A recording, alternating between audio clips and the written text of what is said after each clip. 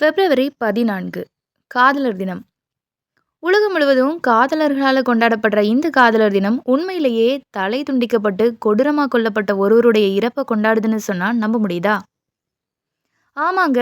எப்படி காதலின் சின்னமான தாஜ்மஹால் இறந்த ஒருவருடைய கல்லறையா இருக்குதோ, அதே மாதிரி இந்த காதலர் தினமும் மற்றவர்களுடைய காதலுக்காக தன்னோட உயிரையே கொடுத்த ஒருவருடைய இறப்போட நினைவு நாள் தான்.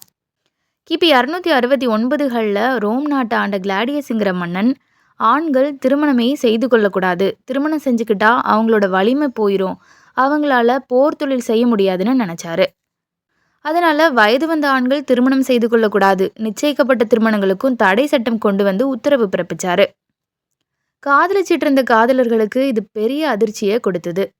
இந்த நிலையில தான் அந்த நாட்டு மத குருக்கள்ல ஒருவராயிருந்த புனித வேலண்டைனுங்கிறவரு நாடு முழுவதும் உள்ள காதலர்களை அழைச்சு தேவாலயத்துல ரகசிய திருமணம் செஞ்சு வச்சாரு. இதை தெரிஞ்சுக்கிட்ட மன்னன் கிளாடியஸ் மதகுரு வேலண்டைனை கொடுமையா தாக்கி சிறையில் அடைச்சாரு.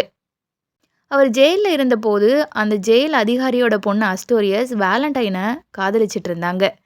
இதை அறிஞ்ச சிறை அதிகாரி தன்னோட மகளை வீட்டு சிறையில் வச்சாரு.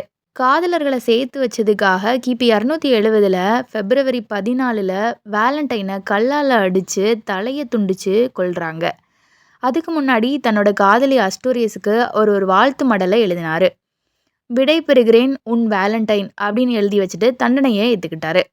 காதலரை சேர்த்து வச்ச காரணத்தால் கொல்லப்பட்டதால் அவருடைய தினத்தை தான் வேலண்டைன்ஸ் டேயாக கொண்டாடுறோம்.